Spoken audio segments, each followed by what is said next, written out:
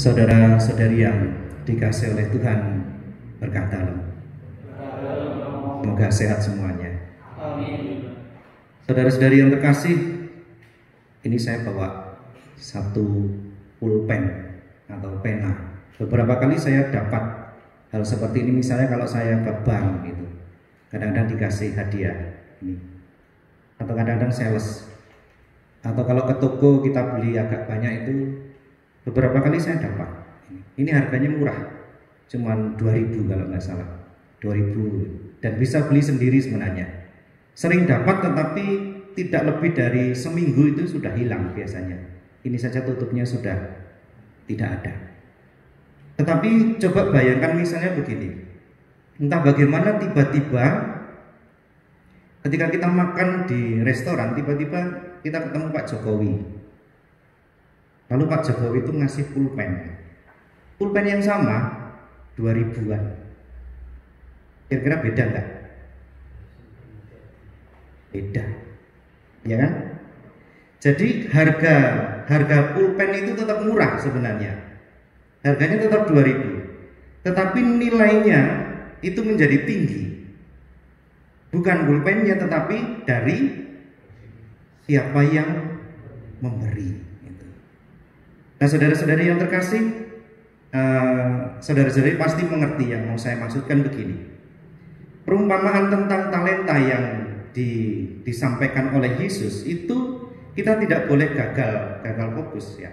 Dalam arti begini, itu fokusnya bukan pada jumlahnya sebenarnya, tetapi kepada siapa yang memberi. Awalnya saya juga berpikir tentang jumlah, sampai tadi pagi ada yang WA saya. Itu ketika saya juga berpikir tentang 5 talenta, 2 talenta, 1 talenta, tiba-tiba ada yang WA begini, Romo, berarti Tuhan nggak adil ya? Kasih 5, 2, 1, beda-beda gitu. Lalu saya berusaha merenung, bukan itu maksudnya.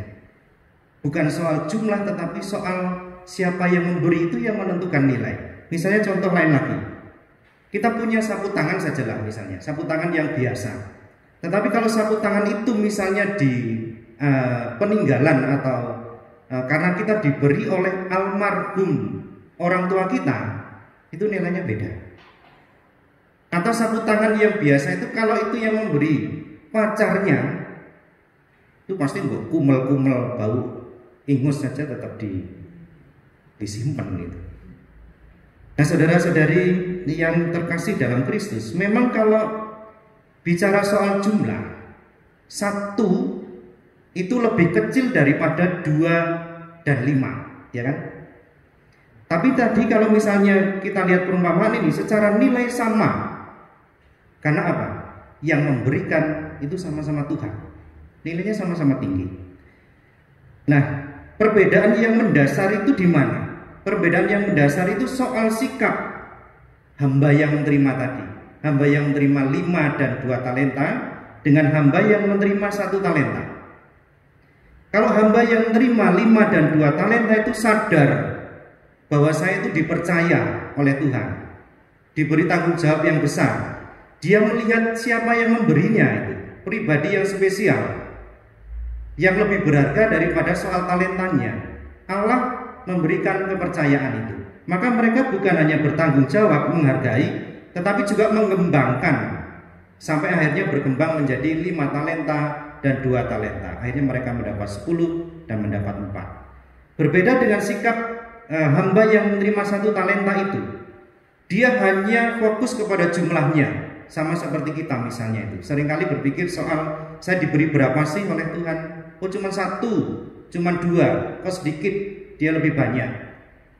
Jadi fokus bukan kepada Tuhan, kepada Allah yang baik itu, tetapi kita fokus kepada sesuatu yang menurut kita itu kurang. Maka seringkali kita juga melihat Allah itu bukan Allah yang baik. Sama seperti hamba yang hanya menerima 1 talenta itu, Tuhan yang jahat. Karena tidak bisa melihat yang memberi itu adalah pribadi yang berharga.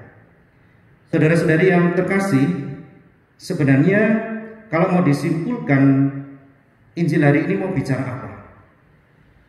Kalau saya menyimpulkan dalam permenungan saya begini, Ini mau menekankan bahwa saya dan saudara-saudari itu adalah berharga di mata Tuhan.